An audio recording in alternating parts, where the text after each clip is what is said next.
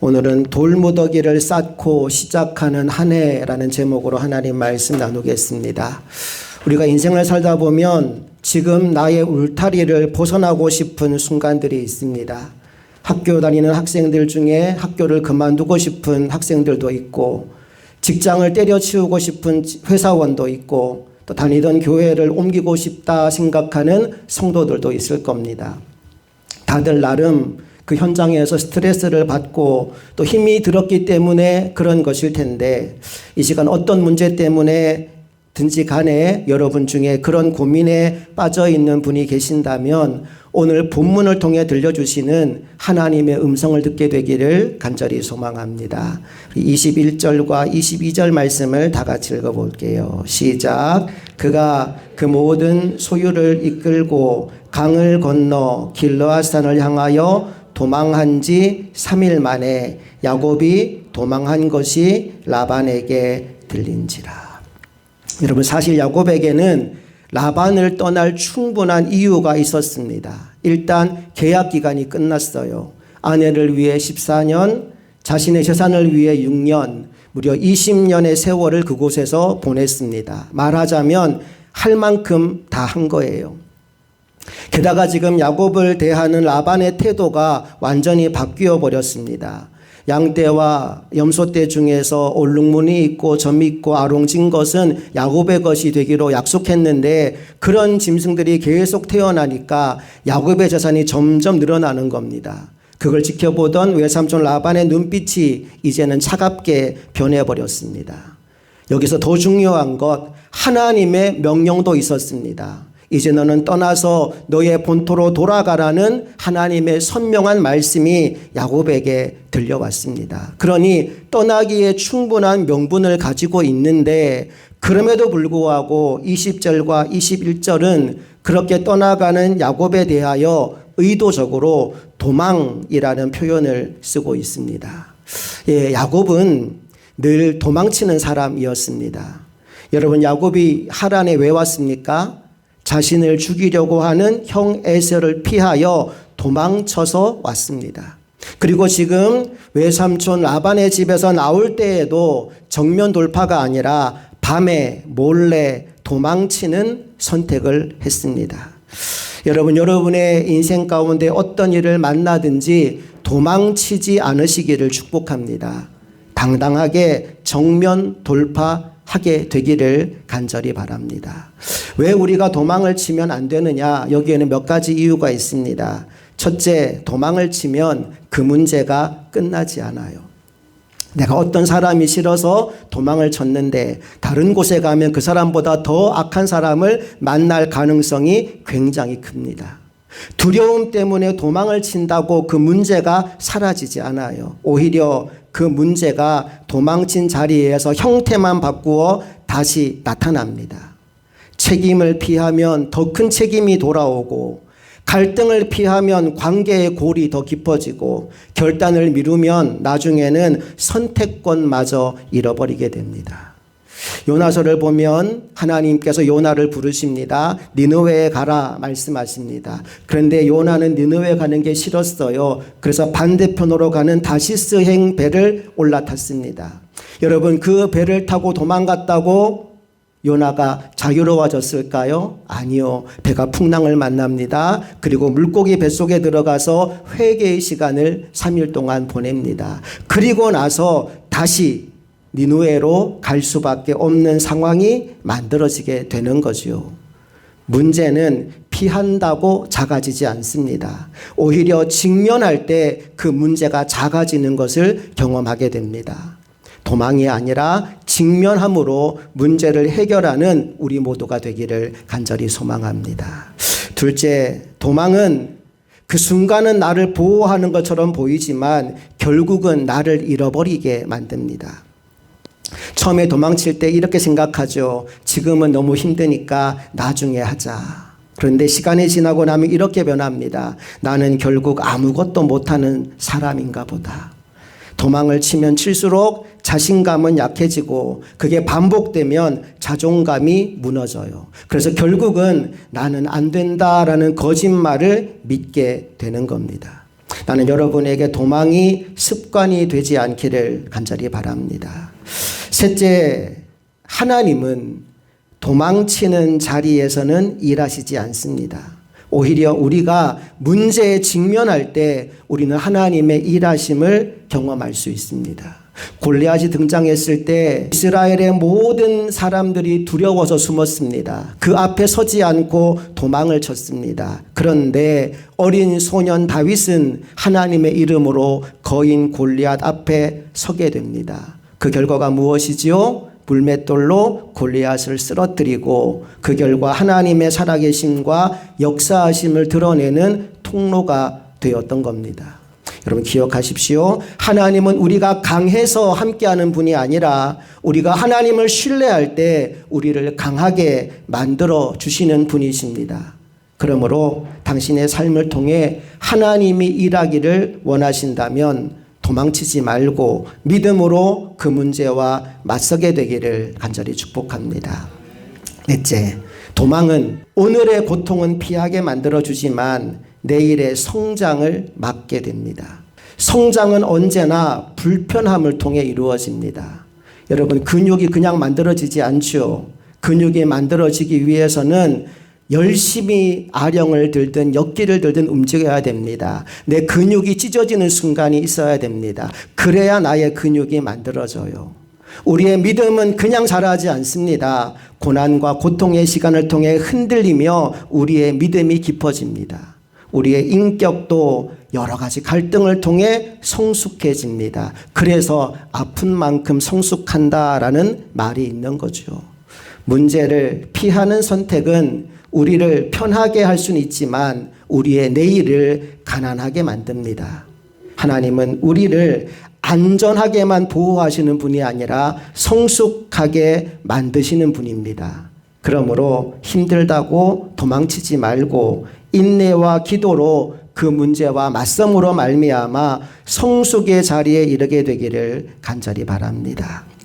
마지막 다섯 번째, 우리가 도망치지 않아야 될 이유는 우리는 혼자가 아니기 때문입니다. 누가 우리와 함께 하시죠? 하나님이 우리와 함께 하십니다. 우리 눈에 보이지 않기 때문에 때로 우리는 잊어버리지만 하나님은 한순간도 우리를 홀로 두지 않으시고 우리와 함께 하시며 우리를 지켜주시는 분이십니다. 그리고 그 하나님은 내가 겪고 있는 그 어떤 문제보다 크신 하나님이십니다. 그러므로 우리는 도망칠 필요가 없습니다. 당당히 그 문제와 맞서도 됩니다. 여러분, 이 믿음으로 올 한 해 어떤 문제를 만나든지 하나님과 함께 그 문제를 돌파해 나가는 믿음의 종들이 될 수 있기를 간절히 소망합니다.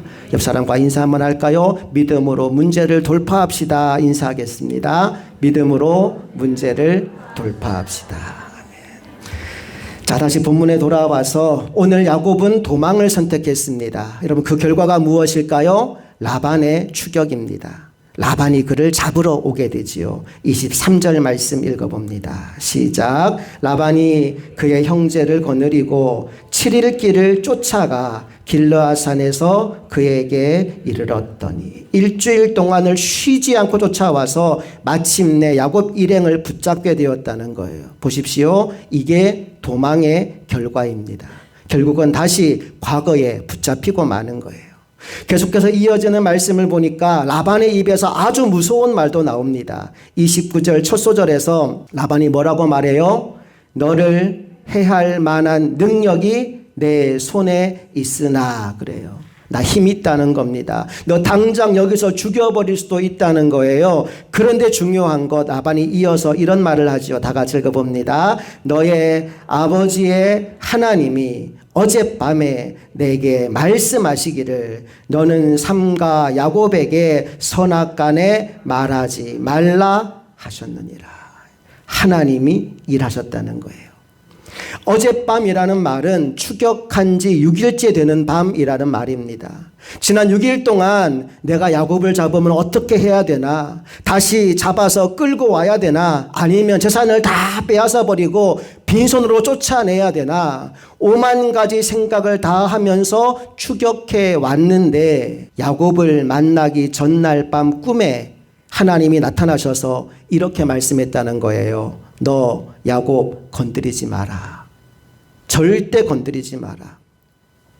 비록 야곱이 도망을 선택했지만 그 이전에 하나님의 명령에 의해 움직인 것이기 때문에 신실하신 하나님이 야곱을 보호하셔서 라반의 꿈에 나타나 아무것도 해하지 못하도록 만들어 주신 거예요.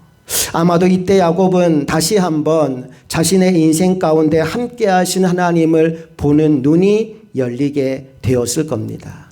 그리고 이 눈이 열리자 야곱의 어깨에 힘이 들어가요. 더 이상 라반 앞에서 주눅 들지 않고 당당해집니다. 36절 말씀 다 같이 읽어봅니다. 시작. 야곱이 노하여 라반을 책망할세. 야곱이 라반에게 대답하여 이르되 내 허물이 무엇이니까? 무슨 죄가 있기에 외삼촌께서 내 뒤를 급히 추격하나이까? 여러분, 야곱이 지금까지 라반 앞에서 이처럼 당당했던 적이 있었습니까? 아니요. 늘 속아 넘어가고 늘 빼앗기기만 하던 야곱이었습니다. 그런데 그 야곱이 노하여 라반을 책망했대요. 여러분, 이게 가능한 이유가 뭘까요? 지금 나와 함께 하시는 그 크신 하나님을 신뢰했기 때문입니다. 42절 마지막에 보니까 야곱이 이렇게 자신의 말을 결론지어요. 읽어봅니다. 하나님이 내 고난과 내 손의 수고를 보시고 어젯밤에 외삼촌을 책망하셨나이다. 보세요. 야곱은 라반을 피해서 도망쳤지만 결국은 다시 그 문제와 마주쳐야 됩니다. 그런데 이제 달라진 게 하나 있어요. 바로 야곱이 하나님과 함께 그 문제를 직면하게 되었다는 겁니다. 나는 여러분들도 여러분 인생의 모든 문제를 하나님과 함께 직면하게 될 수 있기를 간절히 바랍니다. 이제 오늘 본문의 마지막 부분인 44절 이하의 말씀을 보면 돌무더기로 경계석을 쌓는 이야기가 나옵니다. 44절을 함께 읽어볼게요. 시작. 이제 오라. 나와 내가 언약을 맺고 그것으로 너와 나 사이에 증거를 삼을 것이니라. 아멘. 하나님이 함께 하심을 깨달은 순간 라반도 더 이상 야곱을 붙잡을 명분이 없어지게 됩니다. 그래서 이 자리에서 우리가 서로 언약을 맺자라고 말합니다. 이제 그 말을 듣고 야곱이 움직이기 시작하지요. 45절, 46절 함께 읽어볼게요. 이에 야곱이 돌을 가져다가 기둥으로 세우고 또 그 형제들에게 돌을 모으라 하니 그들이 돌을 가져다가 무더기를 이루매 무리가 거기 무더기 곁에서 먹고 돌무더기 하나를 쌓았습니다. 라반은 그것을 여갈사 하두다라고 불렀고 야곱은 그것을 갈르엣이라고 불렀습니다. 47절 읽어볼게요. 시작. 라반은 그것을 여갈사 하두다라 불렀고 야곱은 그것을 갈르엣이라 불렀으니. 뜻은 똑같습니다. 증거의 돌무더기라는 뜻이에요. 뭐가 다르냐? 언어가 다릅니다. 여갈사 하두다는 아람어인데 아람어로 여갈이라는 말이 돌무더기란 뜻이고요. 샤하두다라는 말이 증거라는 뜻입니다. 아람어로 증거의 돌무더기가 여갈사 하두다입니다. 갈르엣은 히브리어예요. 갈이라는 말이 돌무더기라는 말이고 엣이라는 말이 증거라는 말입니다. 갈르엣이라는 말의 의미도 증거의 돌무더기예요. 그러니까 지금 이 두 사람이 같은 의미의 지명을 다른 언어로 불렀다는 거예요. 여러분, 이것이 무엇을 의미할까요? 지금 두 사람이 같은 공간에 있지만 서로 다른 언어, 서로 다른 세계관, 서로 다른 삶의 방향에 서 있다는 거예요. 그런 의미에서 이 돌무더기는 단순한 화해의 기념비가 아니라 두 사람 사이의 경계선이라고 볼 수 있어요. 다시는 과거로 돌아가지 않겠다. 이제 진짜 새로운 삶으로 나아가겠다는 의지가 그 이름 속에 담겨 있는 거지요. 그러면서 49절 말씀에 보면 또 다른 이름을 그곳에 붙여주는데 바로 미스바라는 이름입니다. 49절 읽어볼게요. 시작. 또 미스바라 하였으니 이는 그의 말에 우리가 서로 떠나 있을 때 여호와께서 나와 너 사이를 살피시옵소서 함이라. 미스바라는 말의 뜻은 망대, 파수대, 감시하는 곳, 지켜보는 자리라는 뜻입니다. 즉 미스바는 아래를 내려다보며 감시하는 장소를 가리키는 말입니다. 여러분, 그런데 지켜보시는 이가 누구일까요? 하나님이시요. 49절 마지막에 보니까 여호와께서 나와 너 사이를 살피시옵소서 함이라 라고 나옵니다. 하나님의 눈 앞에서 두 사람의 관계를 완벽하게 정리하는 순간이지요. 이제 51절 52절 마지막으로 읽어봅니다. 시작. 라반이 또 야곱에게 이르되 내가 나와 너 사이에 둔 이 무더기를 보라. 또 이 기둥을 보라. 이 무더기가 증거가 되고 이 기둥이 증거가 되나니 내가 이 무더기를 넘어 내게로 가서 해하지 않을 것이요 내가 이 무더기 기둥을 넘어 내게로 와서 해하지 아니할 것이라. 아멘. 이렇게 해서 오늘 본문은 도망치는 야곱의 이야기로 시작하지만 결국은 더 이상 도망치지 않아도 되는 인생, 새로운 경계를 세우고 새로운 삶으로 나아가는 이야기로 결론이 지어집니다. 저는 이 말씀이 2026년을 시작하는 우리에게 주시는 의미가 있다라고 생각합니다. 사랑하는 여러분, 우리 새해에는 각자 돌무더기를 하나씩 쌓아봅시다. 반복되는 죄의 패턴과 나 사이에 세우는 돌무더기, 나를 무너뜨리는 어떤 관계와 나 사이에 세우는 돌무더기, 하나님보다 앞세웠던 가치와 나 사이에 세우는 돌무더기. 은혜는 모든 것을 허용하지만 믿음은 반드시 경계를 세웁니다. 오늘 본문 이후에 야곱은 더 이상 도망치지 않습니다. 이제 야곱은 에서를 향하여 담대히 나아갑니다. 더 이상 피하지 않아요. 도망에서 직면으로, 회피에서 책임으로, 두려움에서 믿음으로, 그렇게 야곱의 삶의 방향이 달라지게 됩니다. 오늘 여러분 모두에게도 2026년은 도망치는 한 해가 아니라 경계를 세우고 나아가는 한 해가 되기를 바랍니다. 더 이상 끌려다니지 않고, 더 이상 상처에 묶이지 않고, 더 이상 과거에 머물지 않고 하나님과 함께 새로운 돌무더기를 쌓고 새로운 길로 나아가는 믿음의 종들이 다 될 수 있기를 주님의 이름으로 축복합니다. 함께 기도하겠습니다. 좋으신 아버지 하나님, 은혜와 사랑을 감사드립니다. 오늘 야곱은 하나님의 말씀을 듣고도 두려움 때문에 도망을 칩니다. 그러나 도망으로 시작한 그의 인생을 하나님은 다시 한번 찾아가 주셔서 더 이상 도망치지 않아도 되는 인생이 되게 만들어 주셨습니다.